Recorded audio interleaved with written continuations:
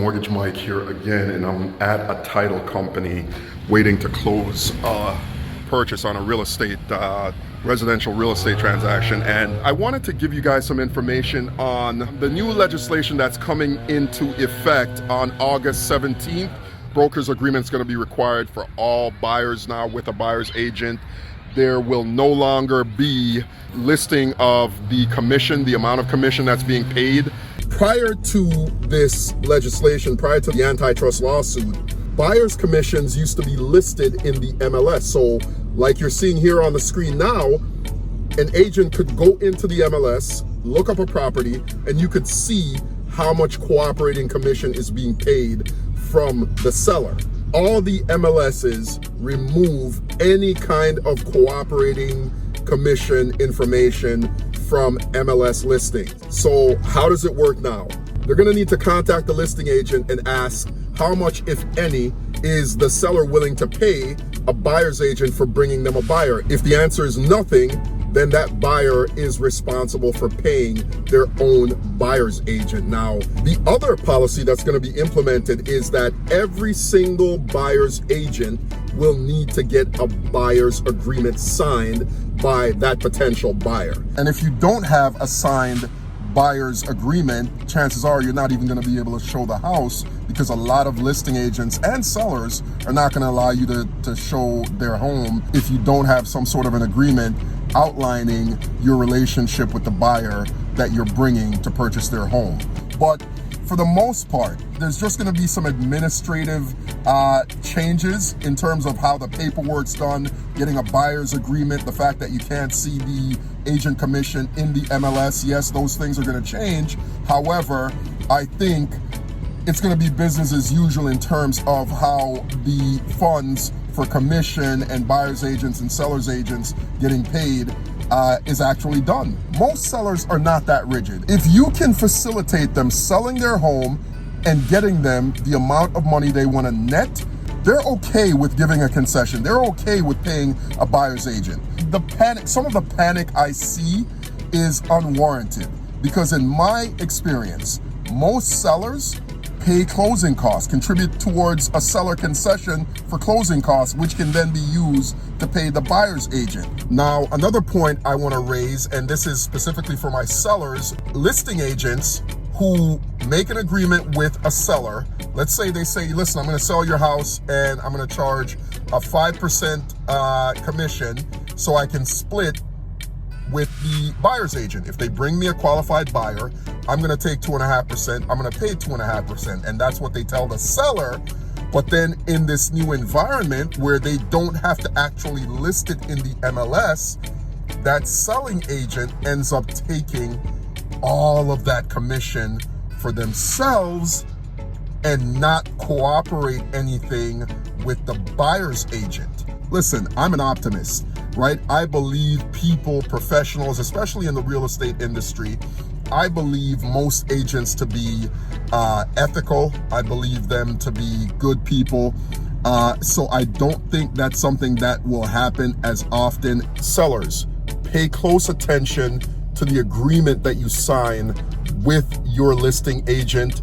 Make sure you pay attention to how much commission is being cooperated. If you are a seller who decides, yeah, you know what, I want to sell my house, I don't mind paying a buyer's agent as part of the commission split, make sure you pay attention to what the listing agent has there in terms of what they are offering to your buyer's agent. And why am I saying this? Because it makes a difference in getting your home sold. Most homes don't get sold by the listing agent, right? And that's something that a lot of sellers sometimes overlook. The person you actually list your home with is not the person, in most cases, who actually brings a buyer to purchase your home, right? That's a shocking stat, right? But when you put it that way, to most sellers, they kind of have that aha moment, like, an aha moment. So this is why it's important to make sure that person gets compensated, because they're working really hard to find a buyer and get it sold. If you're enjoying this content, don't forget to like, share, and subscribe. Send it to someone you think might find it useful. Now I want to talk about a popular talking point in all of these comment sections and on social media, which is that you don't need a realtor. If you're a buyer, why do I need a realtor? I can just go to an open house, or I can just call the seller directly and deal with their agent. And here's what I have to say to that. Don't do it. If you have the opportunity to be represented by a professional when you're purchasing a home, that is what you should do. Keep in mind, if you go to purchase a house and you decide, you know what, I'm just gonna bypass hiring my own agent as a buyer's agent and work with the listing agent, that agent has a fiduciary responsibility to their seller, not to you. Everything they do is for the benefit of the person they are representing, which is the seller. What happens when the inspection comes back with a problem? The roof has a problem. The plumbing has a problem. The electrical has a problem. The foundation of the property is shifting, right? The structural integrity of the house is not what you expected, right? What do you do then? How do you negotiate? Right? What do you say to a listing agent who probably has decades more experience in real estate than you do? How do you negotiate that? Next, what happens if the appraisal comes back less than it should? What if it comes back more? What can you do to give yourself an advantage if the appraisal is actually more than what you're purchasing the house for? Right? There are some advantages there that an experienced agent can help you maybe get some of that money back or gain some equity. What about seller disclosures? If you don't have a buyer's agent and you're just working with that person's agent, did they give you your seller disclosures? Is there something on the seller's disclosure that is maybe a little murky? What do? If you're not in real estate and you don't do this for a living, get a buyer's agent that can represent you and protect your interests. Because here's what I've learned over the years.